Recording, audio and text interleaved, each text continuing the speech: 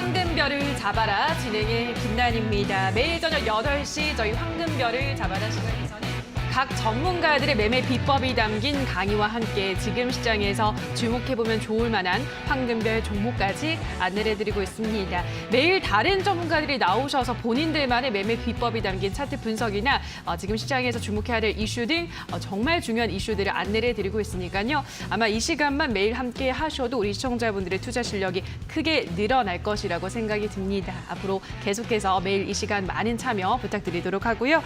자, 방송 보시면서 나는 저 전문가랑 더 많이 이야기를 나누고 싶다 하시는 생각이 드신다면 샵 826번으로 오늘은 상한 김용덕이라고 써서 보내주시면 함께 하실 수 있는 링크를 드리도록 할 테니까요. 여러분들의 많은 참여와 관심 부탁드리도록 하겠습니다. 자, 그럼 오늘 이 시간 함께 만들어갈 전문가를 우선 화면으로 확인하고 오시죠.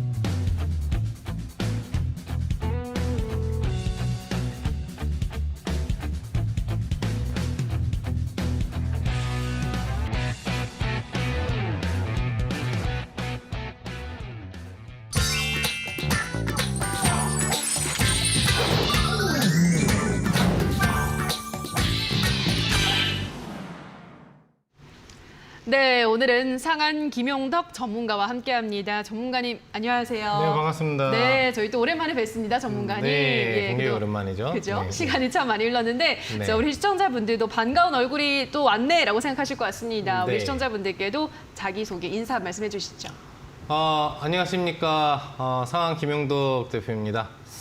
상당히 좀 오랜만에 이데일리 또 TV에 출연을 하게 돼서 상당히 좀 긴장도 되고 또 우리 시청자분들한테 얼마나 좋은 정보를 이제 제공해드려야 될까 이렇게 고민도 좀 되는데 아무튼 제 역량껏 여러분들한테 좋은 강의 그리고 좋은 이슈 그리고 또 좋은 추천주 제공해드리면서 어려운 또 2022년이잖아요. 여러분들 다들 힘드실 텐데 힘내실 수 있는 그런 방송 될 수 있게 노력해 보도록 하겠습니다. 네, 정말 힘든 초고난도 장세가 펼쳐지고 있는 시장에서 든든한 전문가들이 여러분과 함께 하고 있습니다. 오늘 또 어떤 이야기들 해주실지 기대를 해주시기 바라고요. 자, 그럼 바로 전문가가 준비한 이슈부터 별별 이슈로 확인을 해보도록 하겠습니다. 오늘의 이슈 화면으로 만나보시죠. 미국의 6월 CPI는 10% 상승, SNS 가짜 보고서 주의보라는 헤드라인이 달려있는 이슈인데요. 가짜 인플레이션 관련한 통계가 SNS를 통해서 유포되고 있다고 미국에서 노동통계국의 주의를 당부했다라는 이슈가 들려왔는데요. 지금 아무래도 이제 얼마 안 남았잖아요, 전문가님. 1시간 반 뒤면 CPI가 발표가 되는데 네. 얼마나 사람들이 관심 많으면 가짜 보고서까지 나타날까 싶어요. 그러니까 이제 예. 오늘 그 우리나라 시간으로 9시 반이면은 네. CPI 발표가 공식적으로 미국 이제 노동부에서 발표를 하게 그렇죠. 되는데 어제 이제 오전 낮 정도부터 해가지고 이 CPI 관련된 가짜 보고서가 SNS를 통해서 이제 놔두는 그런 이제 흐름들이 이제 나왔다고 합니다. 아무래도 가장 중요하게 지금 전 세계 증시에서 바라보고 있는 게 이 미국의 CPI 보다 보니까 이게 이제 내일 나올 게 미리 흘러나왔구나. 야, 조금 인상폭이 높을 거라고 그러더니 무려 10% 넘게 10.2%의 그 어떤 증가분 부분에 대한 이야기가 나오다 보니까 그 증시 흐름 부분들도 그 시점에서 뭐 선물도 그렇고 급락이 또 나오는 그런 흐름까지 나왔었던 것 같아요. 근데 실질적으로 이제 뭐 노동부에서도 확인을 하고 그 문건을 이제 조사를 해보니까 전달에 발표했던 문건의 숫자만 바꿔놓은 이제 가짜 문건이다. 실질적으로 공식적으로 이 문건 부분들이 노출된 적이 없다라는 얘기를 해주면서 다시 시장 흐름 부분들이 조금은 개선되는 그런 분위기들도 좀 나왔던 부분이 아닌가 생각을 해봅니다. 네, 알겠습니다. CPI 과연 수치가 어떻게 나올지 굉장히 궁금해지는 부분인데요. 아무래도 이제 오늘은 또 한국은행이 기준금리를 0.5%포인트 올리는 빅스텝을 단행했기 때문에 오늘 CPI 수치가 또 매우 중요한 또 연준의 의사결정에 중요한 지표로 작용을 할 테니까요. 잠시 후 1시간 반 뒤 어떤 지표가 나올지 여러분들 주의 깊게 살펴보셔야 될 것 같습니다. 자, 그리고 또 전문가와 더 많은 이야기들, 전문가 인사이트를 더 들어보실 수 있는 공간은 저희가 마련을 해두고 있는데요. 샵 826번으로 상한 김용덕이라고 써서 보내주시면 전문가와 함께 하실 수 있는 공간에 대한 링크를 저희가 안내를 해드리고 있으니까요. 문자도 많이 보내주시면 좋을 것 같습니다. 자, 그럼 여기까지 오늘의 별별 이슈를 만나보셨는데요. 다시 한번 화면으로도 정리하고 계시죠?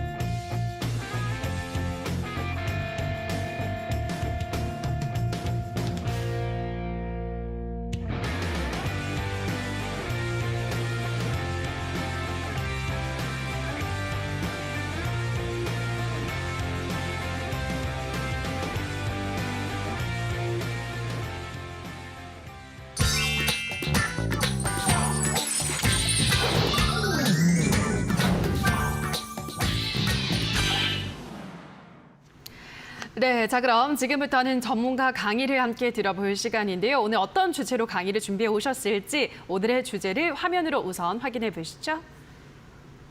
네, 별 따는 법 오늘의 주제입니다. 하락장 속에서도 수익 낼 수 있는 법.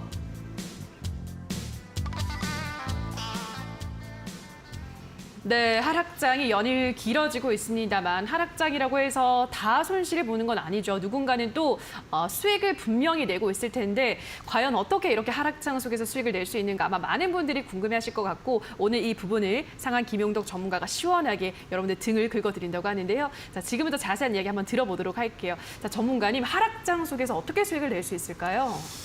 우선은 이제 수익 낼 수 있는 방법 부분들을 여러분들한테 제시해드리는 부분에 앞서서 현재 이슈화가 되고 있는 좀 전에도 이제 가짜 CPI 보고서에 대한 얘기도 이야기를 해드렸습니다만 이런 CPI 관련된 부분 또 국내 어떤 금리 부분 여러 가지 종합적인 요소를 짚어보면서 또 앞으로의 시장 분위기가 어떻게 형성될 수 있을지에 대한 얘기를 좀 드리고 그리고 이런 장세에서도 수익 낼 수 있는 방법에 대해서 좀 소개해드리는 그런 시간을 가져보도록 하겠습니다.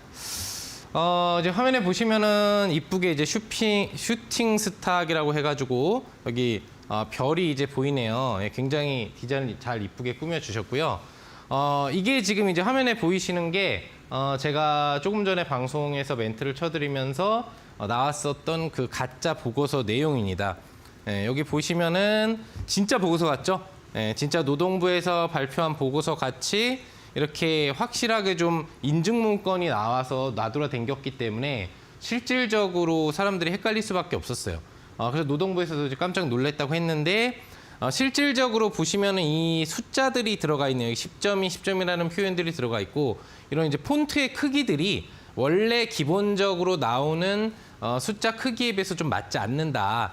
굵기라든지 아니면 크기가 맞지 않는다라고 해서 이 문건 부분들을 이제 가짜라고 확정을 해낸 부분이다라는 거 아까 전에 설명드린 대로 조금 차이들이 좀 있다라는 거 기억을 하시면 되겠고 우선 보시면은 가짜 보고서 내용이 10.2% 증가했측인데 왜 이게 불가능한 수치냐라는 부분들로 이야기를 좀 해본다라고 한다면은 사실 8.6% 증가 수치에서 한꺼번에 이게 10%가 넘기가 굉장히 CPI가 어렵습니다. 조사 부분이나 이런 걸 많이 해가지고 하는 부분이기 때문에 기본적으로 현실적으로 가능성이 낮은 수치를 좀 발표를 하지 않았었느냐. 그러니까 가짜인 게 확 티가 난 거예요. 아무리 좋은 문건이어도. 그리고 미국 백악관에서도 이 부분에 대해서 이야기를 해줬죠. 이번에 발표될, 그러니까 오늘 9시 반에 발표될 CPI가 저번 달 발표 수치보다는 좀 상회할 것 같다라는 얘기를 이야기해 줬습니다. 분명히 줄어들지는 않을 거라는 게 거의 확정적인 것 같고 8.6이 아니라 8.7이나 8.8 정도의 수치 부분을 좀 얘기하는 거겠죠. 그렇다고 이게 또 9%의 수치로 가기도 그렇게 쉬운 사항은 아니거든요. 뒷부분에 이제 또 추가적으로 설명해드리다 보면 그 이유가 이제 나오는데, 그리고 미국 월가에서 지금 예측한 7월 들어와서 이 인접 부분 시점에서 예측한 전망치가 8.8%예요. 그러니까 보통 월가 예측 수치 부분 상하방으로 0.5% 이상이 벗어나는 경우들이 별로 없기 때문에 실질적으로 저 수치는 역시 맞지 않다고 볼 수 있겠죠. 그래서 실질적으로 저 수치를 보면은 1.5% 이상의 인상된 수치가 나올 거다라는 발표를 했는데 그만큼 좀 터무니없는 보고서였다라는 부분을 우리가 좀 확인해 볼 수 있겠습니다. 이제 다음 장으로 넘어가 보면은 CPI라는 내용이 나왔으니까 CPI를 결정하는 다양한 변수들에 대해서 우리가 알아볼 필요가 있겠죠. 여러분들이 CPI라고 하는 게 미국 소비자 물가지수라는 건 다들 알고 있잖아요. 그죠? 예, 소비자의 이익 지표라고 이제 가격 지표라고 하는 거를 영어로 이제 축약을 해놓은 부분이라고 보시면 되겠는데, 기본적으로 CPI가 만들어지는 사항은 어떤 부분이냐? 소비자가 실제 시장에서 물품을 구매하거나 서비스를 이용하기 위해서 지불하는 금액을 지수한 거다. 그러니까 오늘 발표될 수치 지표는 저번 달 한 달 동안에 실제 소비자가 시장에서 물품을 구매하고 이용한 부분에서 지불한 금액 수준이 어느 정도 되는지를 한 달을 통계를 낸 거예요. 통계를 낸 거고, 핵심 사항은 뭐냐면은 뭘 통계를 내느냐? 우리나라는 소비자 물가지수 발표할 때 몇 가지를 갖고 하냐면은 500개 대표 품목을 가지고 소비자 물가지수 발표를 합니다. 근데 미국은 훨씬 더 많아요. 상세하다는 거죠. 무려 8,000여 개의 핵심 물품 부분들을 선정해가지고 매달 이 가격을 측정을 합니다.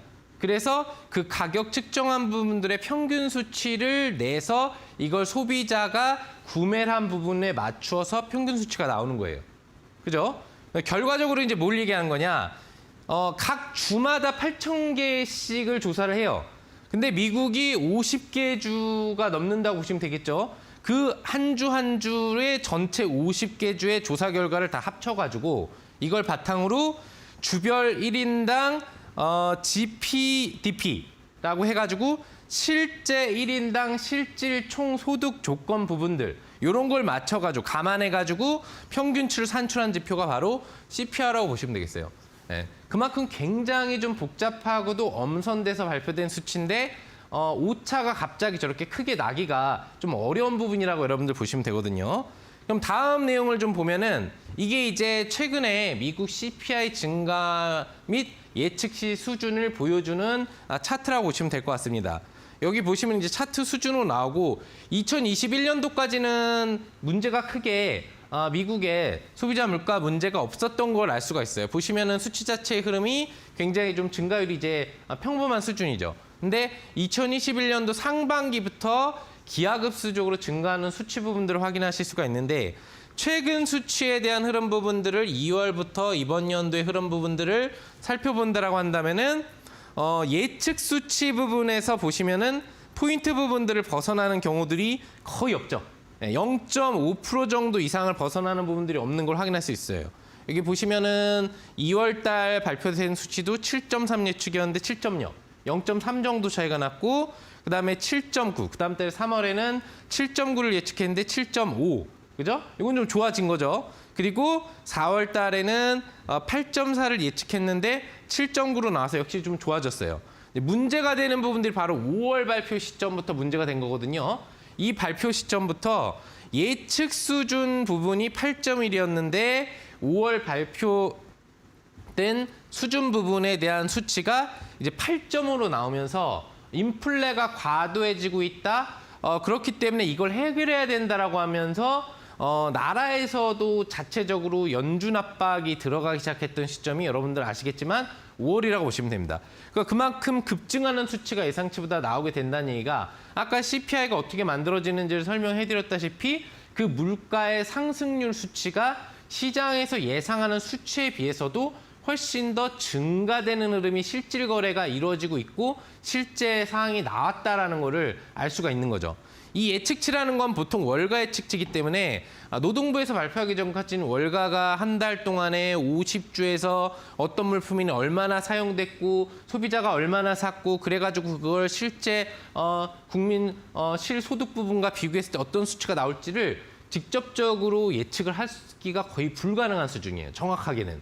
그죠? 예측만 가능한 뿐이죠. 판매량이라든지 이런 거를 다 조사를 해가지고. 그죠?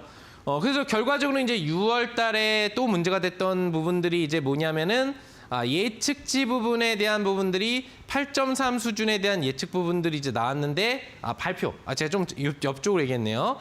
발표 부분들이 8.6으로 나온 거예요. 전달에도 8.1 발표했는데 8.3으로 발표돼서 문제가 됐는데 이 예측 수준에 비해서 실제 수치 부분들이 증가를 해주는 모델 부분들이 나오게 된 거죠. 그러니까 실질적으로 4월, 5월, 6월로 들어오면서부터 시장의 예상치를 상회하는 흐름이 좀 강하게 나오는 부분들이 나오면서 FOMC에서 직접적으로 기본 0.25%의 어떤 금리 인상 스텝으로는 안 되겠다라고 해서 0.5% 빅 스텝을 만들게 됐었고 이 부분에 대해서 역대 최고 수치에 대한 발표가 저번 달에 나오니까 0.75%라고 하는 자이언트 스텝에 대한 발표를 할 수밖에 없게 만드는 그런 내용이 나온 거죠. 현재 여기 보시면 이제 예측 수치가 8.3으로 나오는데 이 자료 자체가 조금 이제 날짜가 지난 자료를 제가 얘기해서 그래요. 7월로 들어오면서 예측 수치는 8.8인데 실제 발표 수치는 아직 확정되지 않았죠. 9시 반에 발표됐을 텐데 과연 8.8의 예상 수치가 나올지 아니면은 저번 달 수준인 8.6 정도로 잘 나올 수 있을지 그리고 8.8을 넘어가는 또 최악의 수치가 나올 수 있을지 이런 부분들에 대해서 우리가 생각을 해볼 수가 있겠죠. 이 부분을 왜 짚어보냐면은 여러분들이 저번 달에도 느끼셨겠습니다만 저번 달 6월이 우리나라가 한 달 내내 조정이 나오는 장세였어요. 그 조정의 첫 시작이 어디부터 시작됐습니까? 미국의 CPI 6월 발표가 나온 그 시점부터 급락이 시작되고 그 다음 주 차에 바로 뭐가 나왔느냐 FOMC의 금리 결정이 나왔기 때문이에요. 그래서 초중반 주차부터 급락이 시작되고 한 달 내내 조정을 보이는 특히 우리 증시는 3주 차까지도 강력하게 밀리는 추가 하방 과대낙폭 사이클이 나오는 그런 흐름이 이제 나왔던 거죠. 그래서 현재 이 예측 수준 부분들이 8.8이라고 하더라도 이 예측 수준보다만 낮다면 즉 저번 달 발표 수치가 8.6이었지만 8.7이 나오더라도 또는 8.8 정도만 나오더라도 시장 예상치를 상회하지 않았기 때문에 실질적으로 오늘 발표 사항이 나오는 부분들이 주가에 미치는 영향은 크지 않게 된다는 얘기예요.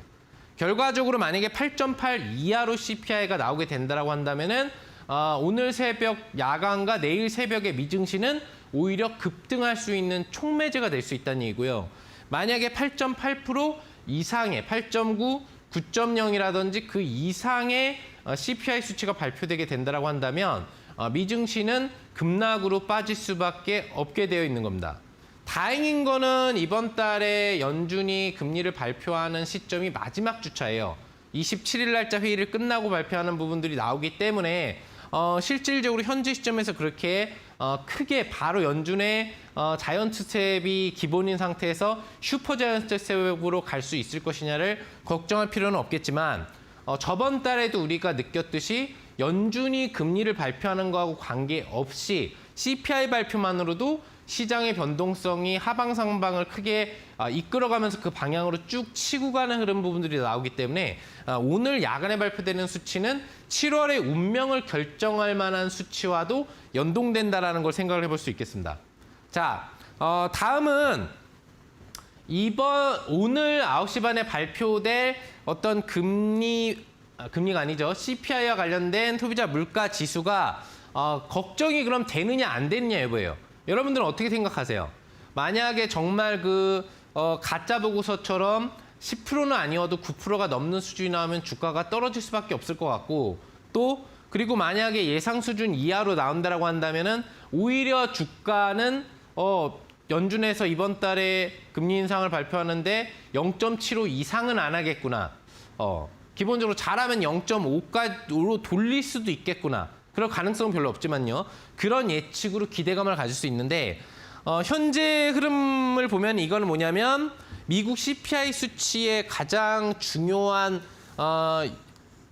요소에 영향을 미친다는 이제 기대 인플레이션이라고 보시면 될 것 같아요. 그러니까 기대 인플레이션을 발표하는 부분들은 여러 가지가 있어요. 국채 금리를 기반으로 해서 발표하는 수치도 있고, 또 실질적으로 소비자한테 직접 전화를 다 걸어가지고 거기에서 기대 인플레이션을 만드는 경우들도 있고, 또는 이런 이제 미시간 대학교에서 기대 인플레이션 수치를 분석을 통해서 만드는 경우들이 있는데, 이 부분들을 왜 우리가 짚어보냐면은 현재 보시면은 기대 인플레이션이 급증을 했던 수치 부분들이 보이실 거예요.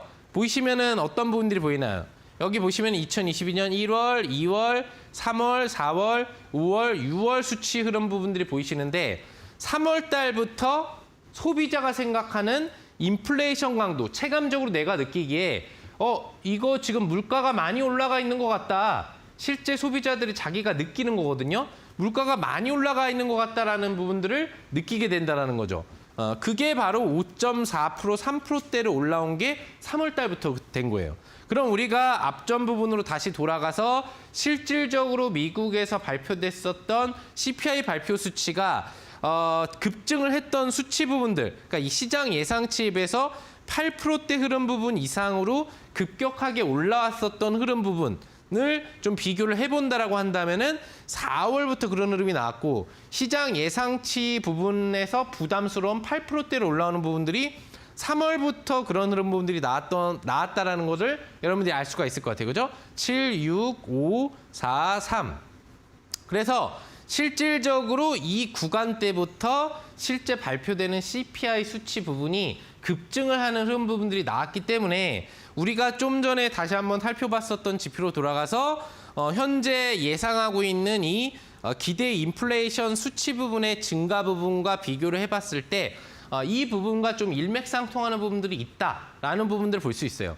이거는 실질적인 부분이라 보시면 되겠어요. 1, 2, 3, 4, 5, 6. 그래서 6월 달에 기대 인플레이션 수치가 얼마냐라는 부분이 저번 달하고 동률로 나왔다는 걸 알 수가 있죠. 그리고 오히려 4월이나 3월에 비해서는 조금은 낮아졌다. 즉 소비자가 느끼기에 인플레이션이 아주 심한 건 아니다. 더 이상 크게 물가가 증가하는 듯한 느낌을 받지는 않는다라는 걸 느끼고 있다는 얘기예요. 그러면은 보통 이제 진짜 CPI 발표가 나오는 수치에서는 기대 인플레이션 수치를 적용을 해서 이와 비슷한 수준으로 나오는 경우가 많기 때문에 앞으로 지금 약 1시간 정도 뒤에 발표가 될 실제 CPI 발표는 8.6 수준에서 8.8 수준이 돼야지 정상이다라고 좀 생각을 해보시면 되겠죠. 이 수치를 비교한단 말이죠. 근데 이 수치가 거의 비슷하게 증가율과 맞아떨어졌기 때문에 추가적으로 9% 이상의 CPI 발표가 될 확률은 적다라고 우리가 볼 수 있겠고, 그렇다라고 한다면은 오늘 발표될 CPI는 우리 증시나 전 세계 증시에 독이 될 수 있는 부담감보다는 오히려 호재가 될 수 있을 가능성도 있다는 것도 조심스럽게 좀 예측을 해볼 필요가 있겠습니다. 자, 그 다음에 우리가 볼 수 있는 부분들은 바로 유가입니다. 다른 많은 원자재들의 요소가 있지만 아까 전에 우리가 CPI가 어떻게 만들어진다고 여러분들 얘기를 드렸죠? 실질적으로 8천여 개의 미국 내의 대표 물품, 그 물품의 물건 가격의 변화 부분에 따라서 실제 소비자가 얼마나 그 물품을 실제 사고 그리고 그 부분들에 대해서 적용이 됐느냐를 보는 수치를 분석한다고 그랬잖아요. 그러면 여러분들 아시겠지만 우리가 지금 실생활에서 사용하고 있는 여러분들 집에 있는 물품이건 마트에 가서 사는 물품이건 어떤 물품을 따져봐도 유가를 기반으로 한 물품의 퍼센티지가 굉장히 많다는 걸 알 수 있죠. 기본적으로 플라스틱부터 포함해서 비닐을 포함한 여러분들이 매일 먹는 그런 소비료 부분에 들어가는 겉딱지 부분은 다 유류를 기본으로 해서 진행이 되는 거예요. 그럼 그런 가격이 상승을 한다는 얘기는 기본적인 물가가 올라가고 있고 유가 외에도 여러 원자재가 다른 이제 목재 가격이라든지 아니면 철광석 가격이라든지 이런 것도 그 관련 상품 부분이나 산업군에 영향을 주겠지만 기본적으로 실제 소비자가 가장 생필품으로 생산하는 많은 요소의 부분이 유가에 영향을 두고 있다는 걸 알 수 있어요. 그럼 이 수치에서도 이제 우리가 알 수 있는 게 뭐냐면은 이게 뭐죠? 네, 뭐가 떴는데 네, 제가 잘못 누른 것 같아요. 자, 보시면은 하나가 더 갔습니다. 그리고 이거를 다시 제가 뒤로 좀 이걸 하고 돌릴게요. 유가를 보고 있었죠, 우리가. 자, 유가를 이제 보시면은 이게 서부 텍사스산 원유예요. 그러니까 우리가 트레이딩을 볼 때 가장 기본적으로 보는 원유의 기본 가격축이라고 보시면 되겠고요. 여기 브렌트유라고 나오는 거 이제 북해산 브렌트유라고 해서 이제 러시아 전쟁하고 연동되는 흐름 부분들이 됩니다. 두바이유는 다들 아시겠지만 중동 부분과 연관이 되는 거고 이게 기본적으로 미국하고 연동이 되면서 가장 대표적인 국제 수치로 좀 인식을 하고 있는 그런 부분이라고 보시면 되겠어요. 그럼 여기 수치를 보시면은 보이시죠? 유가가 최근 3개월 내 부분에서 가장 급증을 해가지고 6월 초기조에 최고조를 찍었어요. 그리고 나서 그 뒤로는 어떻게 되고 있습니까? 유가가 떨어져서 지금 100달러 아래로 내려왔다는 얘기예요. 이게 무슨 얘기죠? 실제 6월 달 초까지는 유가 영향을 받는 물품 가격 부분이나 이런 CPI 영향을 줄 수 있는 원재료 요소가 고가 영향을 받았지만 그 뒤로 지속적으로 유가가 떨어지고 있었기 때문에 남은 기간 동안에 물건 가격에 대한 하락 부분들이 나올 수가 있었고 그런 부분에 있어서 실질적인 CPI 발표 수치의 증가 가능성 상당히 낮다라는 부분을 알 수 있어요. 7월 들어와서도 계속 하락이 나오고 있죠. 이러한 현상 부분들은 지금 서부 텍사스산 원유뿐만 아니라 두바이유도 100달러 아래로 내려가 있는 상태고 또 브렌트유도 100달러를 이제 깨려고 하는 분위기이기 때문에 기본적인 원자재의 가장 원탑이라고 볼 수 있는 원유 부분 측면에서 유류 부분 측면에 있어서 원자재 가격이 안정화되고 있다라는 부분 자체는 앞으로 나오게 될 CPI 수치 부분이나 생산자 물가 지수인 PPI 물가 수치에서도 원재료 부담감이 낮아진다는 얘기예요. 결국 이 수치가 높아지는 가장 결정적인 원인은 여러분들 원자재 가격이 지금 올라가 있어서 그런 거거든요. 이런 가격이 떨어질 수만 있다면 이런 물가 지수는 그냥 가만히 금리 인상 안 하고 내비둬도 자동적으로 수치가 다운되게 되는 겁니다. 왜 지금 원자재가 올랐는지 여부를 이 방송에서 현재 시점 다뤄볼 필요는 없겠지만 이 원자재의 상승이 물가 지수를 업시키는 요인이 됐다라는 거와 그 부분이 지금 가장 중요한 원유 부분, 다른 걸 다 볼 수 있는데 시간 관계상 보진 않을게요. 그런 부분으로 다운이 되고 있다면 여기 보시면은 휘발유 값하고 경유값도 내려가고 있잖아요. 우리 자동차 모시는 우리 많은 가장분들 상당히 지금 부담을 느끼셨을 텐데 조금씩 다운되고 있는 게 느껴지시듯이 실제 체감하는 거예요, 이게 바로 CP, 미국의 CPI처럼 우리나라 소비자 물가 지수에도 체감적으로 들어오는 부분이 되겠죠. 이런 부분을 놓고 본다라고 한다면은 역시 기본적으로 우리가 CPI에 대해서 부담을 느낄 필요는 이제 없다는 걸 알 수 있죠. 자, 다음은 이제 오늘 기왕에 한국은행에서 빅스텝 인상을 했으니까 이 부분에 대해서 조금 간단하게만 다뤄보도록 할게요. 자, 보시면 한국은행이 오늘 기준금리를 무려 0.5% 인상을 해줬습니다. 기본 인상인 0.25% 인상하다가 빅스텝으로 바꿨는데 왜 이렇게 할 수밖에 없었느냐? 우리나라의 문제가 상당히 많느냐? 그건 아니에요.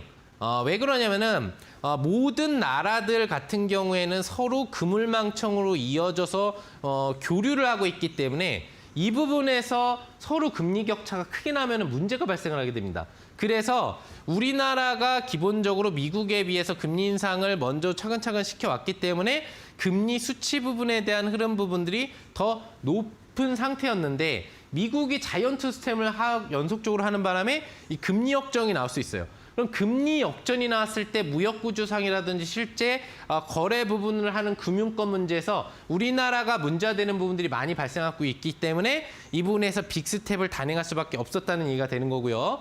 그리고 FMC 같은 경우에는 지금 자이언트 스텝으로 인상을 진행을 시작을 이제 막 하고 있는데 오늘 발표된 CPI 수치가 얼마가 나오건 간에 기본적으로는 이번 달은 0.75를 할 확률이 높아요. 예를 들어서 만약에 9 이상 또는 10에 가까운 CPI 수치가 나온다면 달라질 수 있어요. 그러면은 슈퍼 자이언트 스텝인 1% 금리 인상이 나올 수도 있는데 그게 아닌 기본적인 범위에서의 인상이 나온다고 하더라도 이번 달 같은 경우에 CPI 발표 수치는 0.75% 인상 부분인 자이언트 스텝으로 결정이 돼 있다는 얘기죠. 벌써 여기서 0.75만 올라가도 어떻게 됩니까?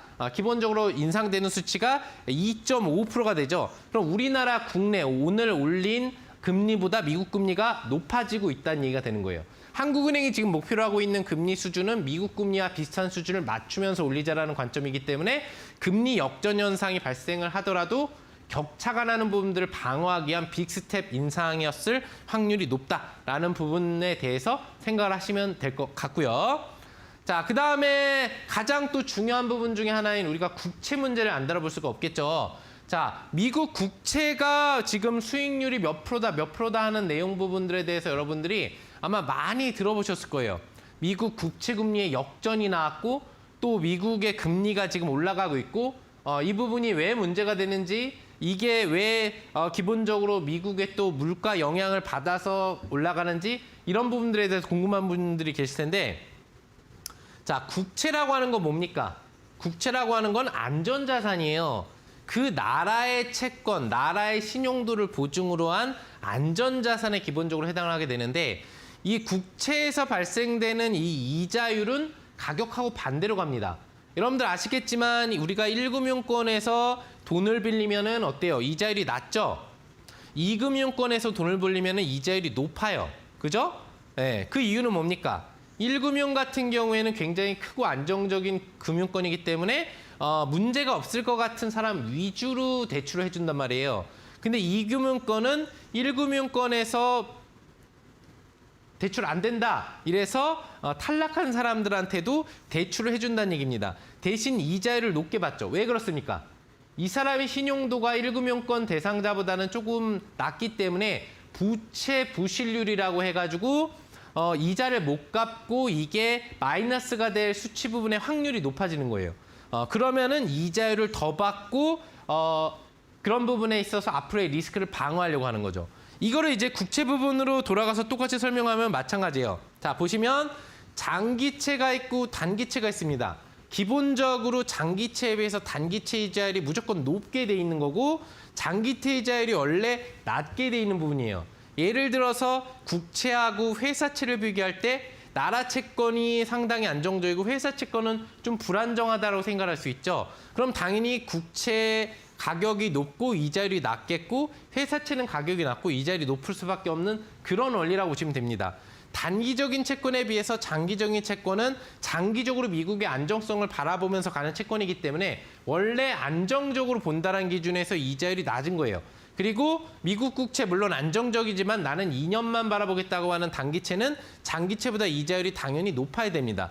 근데 이런 부분들에 대한 이자율에 대한 역전 현상 부분들이 나오는 부분들이 형성이 되게 되면 안정적인 부분보다는 미국이 안전자산이지만 불안정하다라는 인식 부분들이 들 수 있고 그런 부분에서 시장에서 문제화된다라는 걸 얘기를 하고 있는 거거든요. 이 부분은 이제 국채 연전에 대한 내용이고 가장 중요한 부분들은 국채 수익률이라고 하는 건데 이 수익률이 지금 올라가는 게 문제죠. 올라가는 게 문제입니다. 내려가는 거는 당연히 지금 2년도 안정적이고 10년도 안정적이고 안정적이라고 보는 건데 그럼 국채 수익률이 왜 올라갈까요? 미국의 소비자 물가 지수가 계속 올라가니까 미국의 물가 부분 문제에 인플레가 가속화되면서 이후에 디플레로 전환되는 문제화되는 현상이 더 크게 발생될 수 있다라는 예측이 높아질수록 국채 가격은 떨어지고 국채 이자율은 올라가는 거예요. 안전자산입니다만 전체적으로는 부담을 느끼고 있다는 얘기죠. 또 국채 이자율이 올라가고 국채 가격이 떨어진다는 얘기는 뭐예요? 채권 시장에서 국채 매도가 나온다는 얘기죠. 자, 안전자산에 대한 매도가 나온다는 얘기는 뭔 얘기입니까? 시장이 계속 올라가고 있고 인플레가 가속화되고 있다는 얘기예요. 인플레가 가속화되면 될수록 디플레로 전환하기 전까지는 안전자산보단 자동적으로 위험자산에 투자하려는 선호 현상이 강한 게 당연한 거죠. 이런 원인 저런 원인을 다 따져봐도 그런 부분들이 발생됐었기 때문에 국채 이자율이 올라갔다고 보시면 되겠는데 이것도 지금 보시면 안정적으로 되고 있어요. 국채 이자율이 최고조를 찍었었을 당시가 보시면은 6월 초 유가가 최고조를 찍었을 때하고 거의 비슷하다는 걸 알 수 있죠. 국제 원자재라든지 이런 채권 시장의 매매는 거의 파생으로 이루어지기 때문에 파생 매매의 주체 동향이 다 동일하게 가고 있는 거예요. 그래서 그 뒤로는 지금 보시면은 미국의 10년물 국채 금리가 안정화되고 있다. 즉 가치가 올라가고 있다는 걸 알 수가 있겠고, 그 다음에 여기 보시면은 이제 미국의 2년물, 자 2년물 부분에 대한 부분을 또 볼 수 있는데 이 수치 부분들도 여기 보시면은 6월 초 동일한 시점에 고점을 찍은 이후로 다운되고 있는 그런 현상들을 확인하실 수가 있을 겁니다. 자, 이런 어떤 금리의 안정 부분들을 놓고 보더라도 전체적으로 오늘 발표될 CPI에 대한 문제 부분은 크게 없을 거라고 볼 수 있을 거고, 그러면은 문제 없는 수준의 CPI가 발표됐다면 오히려 이번 달 같은 경우에는 조정에 대한 부담을 우리가 느끼는 것보다는 이제 바닥이 인식될 수 있고 반등에 대한 기대 흐름 분들을 받아볼 수 있는 그런 시점이 될 수 있겠죠. 자, 이제 메인 내용 나옵니다. 그러면 우리가 이런 불특정 하락장이 진행되고 있는 현상 부분에서 우리가 수익을 내려면 이제 어떻게 해야 되느냐? 우선적으로 기본적으로는 뭘 해야 되느냐? 아무리 CPI가 나쁘지 않게 발표가 된다고 하더라도 기본적으로는 뭘 봐야 돼요? 현금화. 현금을 좀 가지고 있어야 된다, 항상. 왜 그러냐면은 결과적으로는 하반기에 금리 인상은 계속 된단 말이에요. 조금씩이라도. 그렇다고 하더라도 지수는 하방으로 조금씩은 더 밀릴 수 있다는 얘기이기 때문에 현금을 항상 보유하는 습관을 가져야 차후에 투자를 통해서 바닥권에서 신규 수익을 낼 수 있는 기대치를 가질 수 있는 거예요. 두 번째 요소는 뭐냐면은 시장의 기본적인 방향성을 이길 수 있는 재료, 이길 수 있는 재료주를 매매해야 된다는 얘기죠. 그러니까 예를 들어서 어떤 재료가 된다고 한다면 상장발 이슈를 받을 수 있는 재료라든지 아니면은 M&A급 재료가 나올 수 있는 재료, 또는 기본적으로는 이제 매각 이슈를 내재하고 있는 재료, 이런 종목들에 대해서 여러분들이 매매를 한다면 시장이 떨어진다고 하더라도 내가 갖고 있는 주가가 밀린다고 하더라도 그 특급 재료가 부각이 될 때 주가가 급등으로 강하게 올라갈 수 있는 기본 촉매제가 될 수 있다는 얘기가 되죠. 그러니까 상한가가 나올 수 있는 핵심 재료를 가지고 있는 게 바로 상장발 이슈와 그리고 매각 이슈, 그리고 M&A 이슈를 보유한 애들이기 때문에 여러분들이 어떤 종목을 사놓고 손실을 봐도 걱정을 내가 안 보고 싶다라고 한다면은 추세 매매상으로는 반드시 이런 특급 재료를 가진 종목들을 찾아서 베팅하셔야 된다는 얘기입니다. 그리고 세 번째는 지금이 뭐다? 이제 실적 시즌으로 들어가게 됩니다. 이번 달 중순부터 다음 달까지 해가지고 2분기 실적 시즌이 도래하는데 이왕이면은 아무래도 실적이 좋을 수 있는 종목에 대한 예측으로 좋을 수 있는 종목에 대한 베팅을 한다면 실적 발표 근접 타임에서 시장이 떨어지더라도 반등에 대한 기대치를 가질 수가 있겠죠. 그리고 마지막으로 수익을 낼 수 있는 또 한 가지 방법이 있다고 한다면 무리한 투자를 하지 마라. 얼마 전에도 여러분들 반대 매매가 많이 터져서 개인 투자자가 힘들어한다라는 얘기를 들으신 적이 있을 것 같아요. 자, 무리한 투자, 신용 매매라든지 미수라든지 스탁론이라든지 자기 현금을 벗어나는 매매, 내게 손실이라고 물타기 하려고 한다라든지 이런 무리한 매매를 한다면 결국 하락장에서는 내 계좌가 통째로 날아갈 수 있는 반대 매매를 당할 수 있다라는 부분들에 대해서 생각을 하시고 이런 부분 여러분들 잊지 않고 이 네 가지 사항을 꼭 기억하신다면 하락장에서도 좋은 수익을 낼 수 있는 그런 투자 가능하실 수 있을 걸로 봅니다. 자, 지금까지 강의를 통해서 여러분들 여러 가지 지표에 대해서 분석을 해서 이해를 도와드리고 하락장에서 수익을 낼 수 있는 방법에 대해서 알려드렸는데 가장 중요한 포인트가 또 있죠. 여러분들 이런 부분에서 그러면은 실질적으로 어떤 종목, 어떤 분야가 수익을 낼 수 있는 분야고 이런 실적이나 이런 애들에는 어떤 애들이 있는지 궁금하실 거예요. 이런 부분들에 대해서 제가 이 강의 및 추가적인 방송이 끝나고 무료 방송을 진행을 해드릴 건데 거기에서 여러분들께 앞으로 기대할 만한 이슈 업종 그리고 추가적인 특급 무료 추천주 부분까지 제공해드리는 시간 9시부터 10시까지 가져볼 예정이니까요. 시간 되시는 분들은 꼭 참석하셔서 이 강의에 이은 추가적인 좋은 정보 받아가시기 바랍니다. 네, 오늘 강의를 통해서는 많은 분들이 궁금해하시는 CPI에 대한 좀 더 자세한 정보를 들으셨고요. 하락장에서 수익을 낼 수 있는 4가지 비결을 말씀을 드렸습니다. 이 4가지 요인만 꼭 기억을 하신다면 이번 힘든 시장에서도 우리 시청자분들은 이길 수 있는 시장 투자 전략 가지고 가실 수 있을 것 같은데요. 자, 그럼 저희는 다시 한번 네, 우리 전문가님의 더 많은 이야기를 들을 수 있는 무료 방송도 열려 있는데요. 참여 방법을 안내를 좀 해드리도록 하겠습니다. 포털 검색창에 슈팅스탁이라고 검색하시고요. 들어오셔서 조금 내려보시면 상한 김용덕 전문가 사진이 뜨고요. 그 아래에는 방송 보기 버튼이 반짝이고 있습니다. 그 버튼을 클릭하고 들어오시면 방송 직후 밤 9시부터 현재 시장의 최적의 매매법을 공개한다고 하시니까요. 더 많은 이야기들은 또 이곳에서 들으시면 좋을 것 같습니다. 자, 그럼 저희 이번 강의는 또 다시 한번 화면으로 정리하고 오시죠.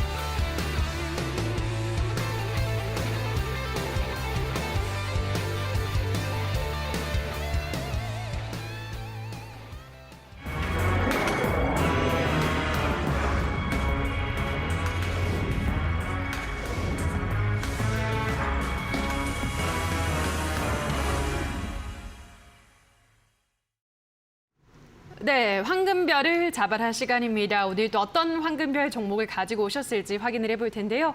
자, 오늘 첫 방송인데 어떤 네. 종목 가지고 오셨나요, 전문가님? 따끈따끈한 종목 준비해봤습니다. 좋아요, 예. 네, 제가 강의에서 여러분들한테 설명을 해드렸다시피 지금 여러분들이 공략을 해가지고 수익을 낼 수 있는 방법이 되는 4가지 방법을 얘기해드렸어요. 뭐 첫 번째는 기본적으로 뭐 현금을 갖고 있어라, 무리한 투자하지 마라. 4번째. 그다음에 2번째는 뭐 상장 발이슈 이런 거였는데 3번째 얘기하는 게 실적과 관련된 애를 공략하면 현재 좋다라고 얘기를 해드렸습니다. 그래서 오늘 가져온 종목은 여러분들 실적주 중에서도 최고봉에 해당하는 종목 준비를 해봤습니다. 네, 바로 알려드리겠습니다. 자, 아프리카 TV라는 종목입니다. 아프리카 TV. 기본적으로 아프리카 TV 같은 경우는 여러분들 아시겠지만 BJ를 기반으로 한 활동을 하는 업체예요. 우리나라 1세대 관련 방송 콘텐츠 업체라고 볼 수 있겠고, 요즘 유튜브가 핫하잖아요. 유튜버가 핫한데도 불구하고 유튜브가 우리나라에 들어오지 않았던 시절부터 이 BJ 인터넷 방송, BJ라든지 이런 방송 부분들을 이끌어가고 있는 이제 회사에 해당을 합니다. 유튜브가 지금 많이 발전이 되어서 우리나라를 잠식해 있는 상태지만 기본적으로 아프리카 TV에 또 독특한 개성 있는 그런 어떤 내용 부분들 때문에 아프리카 TV 매니아 분들은 아프리카 TV를 통해서 또 여러분들 기본적으로 많은 시청들을 해주고 계시기 때문에 실적이 굉장히 잘 나온다는 장점을 가지고 있죠. 그리고 이 종목 같은 경우에는 또 국민연금이 2대 주주로 있을 만큼 전체적으로 그 가치를 인정받고 있는 기업이라고 보시면 좋을 것 같습니다. 자, 매매법 바로 이제 차트 보면서 여러분들 알려드리도록 하겠습니다. 자, 지금 주가를 여러분들 보시면은 약 82,400원 정도에서 주가 자체가 쌍바닥을 잡고 있는 게 확인되고 오늘 같은 경우에는 4% 정도의 반등 흐름 부분들이 나온 걸 확인하실 수 있을 겁니다. 월봉상으로 보시면은 지금 주가가 굉장히 좀 많이 다운이 된 그런 부분들이 나왔기 때문에 지금 월봉이 아직 보이지 않네요.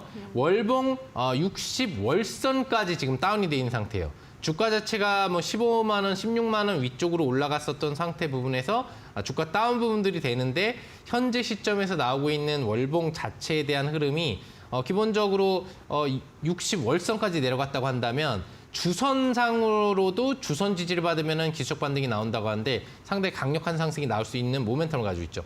그리고 기본적으로 이번 달 중반부 넘어서 말 정도 부분에 가면은 이제 실적 발표를 해주게 되는데 실적 발표와 관련된 부분에 있어서 사상 최대 실적 발표에 대한 기대치를 가지고 있다라고 보시면 될 것 같습니다. 그래서 매수 같은 경우에는 뭐 기본적으로는 내일 뭐 시가 기준 범위 정도로 여러분들이 매매를 한다고 생각을 하시면 좋을 것 같고 목표 주가는 한 10만 원 정도. 직전 5월 저점이죠. 저 지수가 이제 바닥 구간을 확인하고 CPI 부담감이나 또 금리 인상 부담감을 해소해가면서 올라갈 수 있는 부분이 7월하고 8월 부분에 나올 수 있다고 보고 있는데 그런 흐름에 맞추어서 실적 시즌과 동반된다면 충분히 20% 수준의 이상의 반등도 가능할 수 있어서 목표 주가는 10만 원, 순저가는 직전 저점이 깨지면 안 되겠죠? 그래서 약 7만 한 6천 원 정도 선, 그 정도 수준을 이탈하지 않는 그런 부분으로 체크를 하시면 되겠습니다. 뭐 7만 6천 원 정도가 좋을 것 같고 아니면 직전 저점인 7만 6,800원도 상관이 없다라고 생각을 하시면 좋을 것 같습니다. 네, 오늘 상한 김용덕 전문가의 첫 번째 황금별 종목으로는 아프리카 TV를 가지고 오셨습니다. 최근 시장의 조정과 함께 많은 조정을 받았는데 실적은 사상 최대 실적을 경신해 나가고 있는 종목이고 62평선 지지 차트상 과대 낙폭으로 진단을 했기 때문에 앞으로 한 20%가량의 상승폭 가능하지 않을까 전망하셨는데요. 매수가는 시초가 이하고요. 목표가는 10만 원, 손절가는 7만 6천 원이나 7만 6,800원 정도 잡아드렸으니까요. 이 점도 참고해 주시면 좋을 것 같습니다. 자, 그리고 상한 김용덕 전문가의 더 많은 매매 기법이나 종목에 대한 이야기를 들으실 수 있는 공간은 저희가 잠시 후 9시면 무료 방송 준비해두고 있는데요. 무료 방송도 참석해 주시면 될 것 같고요. 샵 826번으로 상한 김용덕이라고 써서 보내주시면 또 전문가와 함께 하실 수 있는 공간에서 더 많은 소통 이어나가실 수 있으니까요. 이 점도 참고해 주시면 좋을 것 같습니다. 자, 그럼 오늘의 황금별을 잡아라 종목 다시 한번 화면으로 정리하고 오시죠.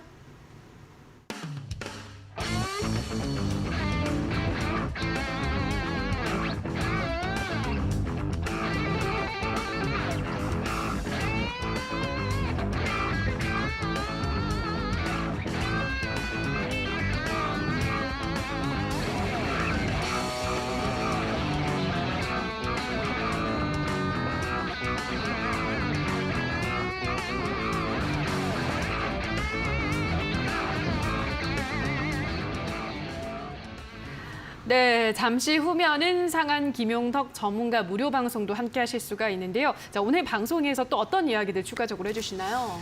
네, 방송에 꼭 아마 오셔야 될 겁니다. 아, 그래요? 네, 왜요? 왜 그러냐면은 제가 강의에서도 뉘앙스를 좀 드렸지만 이 방송에서 공개된 종목 같은 경우에는 여러분들 실적과 기반으로 한 성장성을 가진 종목을 알려드렸는데 오늘 무료 방송 참여한 분들 기준으로는 최고 등급 이슈인 매각 이슈와 연동되어 있는 종목에 대해서 그러니까 거의 믿고 보는 거죠. 터지기만 하면 상한가 나올 수 있는 매각 이슈와 연동되고 있는 종목을 특별무료 추천주로 제공을 하고 있기 때문에 이걸 꼭 잡으러 오셔야 될 것 같고 그리고 앞으로 하반기에 시장이 떨어지더라도 버틸 수 있는 정확한 업종을 제시해 드릴 거기 때문에 여러분들 이번 방송 꼭 참여하셔서 하반기에 내가 잃지 않는 투자하고 싶다면 시간 내셔서 무료 방송 꼭 참여하셔야 되지 않을까 그렇게 강조드릴 수 있을 것 같습니다. 네, 앞서 오늘 강의를 통해서 하락장에서도 이겨낼 수 있는 수익을 낼 수 있는 비법 4가지를 공개를 해드렸죠. 그중에 하나였던 이 매각 이슈가 있는 그러한 종목들을 오늘 무료 방송에서 공개를 한다고 하니까요. 많이들 참여하셔서 또 좋은 정보들 받아가시면 좋을 것 같습니다. 자, 벌써 슈팅스탁 저희 황금별을 잡아라 시간이 오늘도 마칠 시간이 됐는데요. 저희는 내일 이 시간에도 다양한 정보 가지고 돌아오도록 하겠습니다. 오늘 방송 끝까지 함께해 주신 여러분 고맙습니다.